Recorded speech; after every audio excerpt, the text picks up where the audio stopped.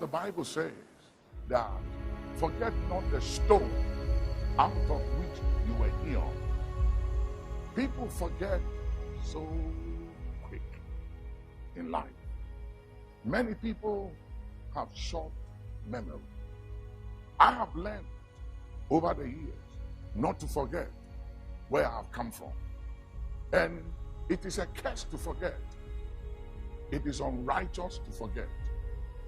The Bible says God is not unrighteous to forget your labor of love.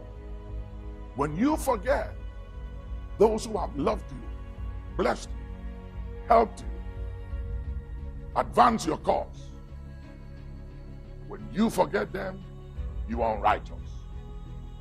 But when you remember those who helped you and have loved you and cared for you, and you show gratitude, it gives you longevity. Gratitude gives longevity, and ingratitude will cut you short. So learn to be grateful. Learn to be thankful. Learn to remember. Don't forget where you came from. So many people in life forget the person who helped them. They forget those who connected them, gave them exposure, introduced them, took their hand, and took them somewhere.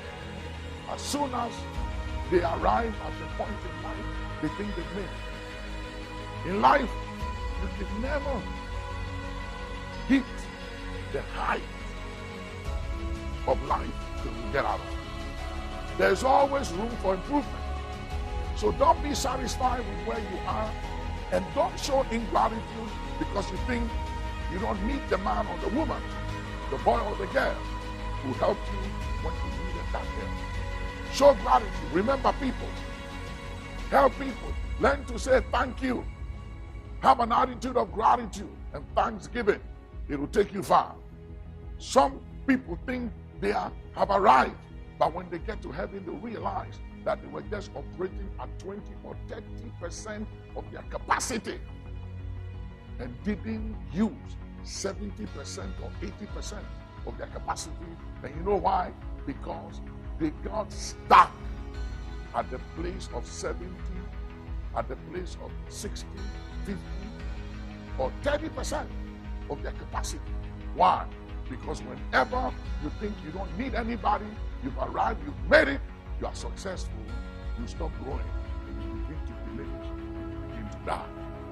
If you want to live, don't want to diminish, and don't want to die, keep showing gratitude. And remember where you came from. Remember others. Every now and then, God will say to David, remember, David, that you are a shepherd boy. And I took you from the sheepfold, and I made you king over Israel. And I gave you your master's throne and your master's wives. God always reminded David. In Deuteronomy 8:18, God said, remember the Lord thy God. Why? Because success, wealth, power, money can make you forget. But God said, remember. Remember that success and power and influence has an expiry date. And for every action, there are consequences. So you might be powerful right now. You may have millions of dollars in your bank account and outside your country, in foreign account. You may have houses in your country, in other places. You may be the biggest guy or lady or man or woman in town. You may have everything. Maybe you are mega. You are the biggest voice and person. You are private jet. You are loaded. But hear me.